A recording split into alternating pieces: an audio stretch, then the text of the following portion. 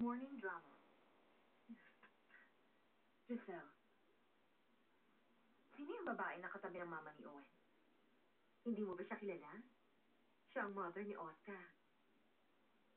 Ano?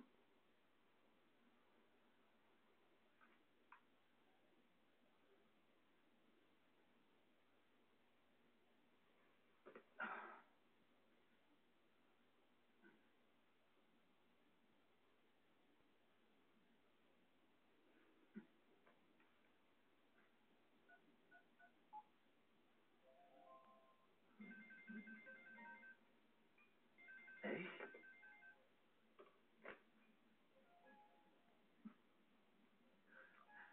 Paborito mo pala ang waffles, Anya? Oo, lalo na yung waffle sa restaurant na to. Talaga? Dito na tayo kakain lagi, ha? Anya? Yung makalawa. Ang makalawa? Bakit? Para makita ka? Posibleng ako at posibleng hindi ako. Medyo naninibago ako sa kanya ngayon. At ganun din kay Jamie. Nalilito ako sa kanila. Bakit ka nang malilito? Sila ang mag-partner at tayo namang dalawa. Siya ka pala. Nasabi ko na ba, bago ang kotse ko? Kaya ka nagpalit. Hindi mo talaga alam? Nung isang linggo ko lang nakuha. Yun ang bagong kotse na nababagi sa ganda mo. Aaminin ko, hindi ko pa nababayaran ng buo yung kotse. Pero mababayaran ko rin yun.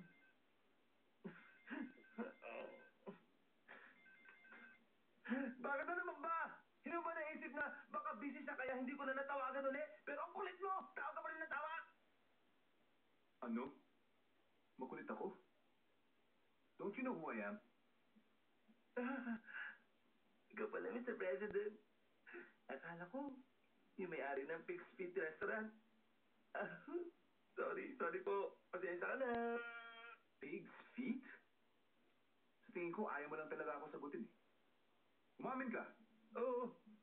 Sabi ka na. Hindi na kita. Ano? Ha? Si Anya po? Ako? Bakit ano kailangan niyo sa kanya?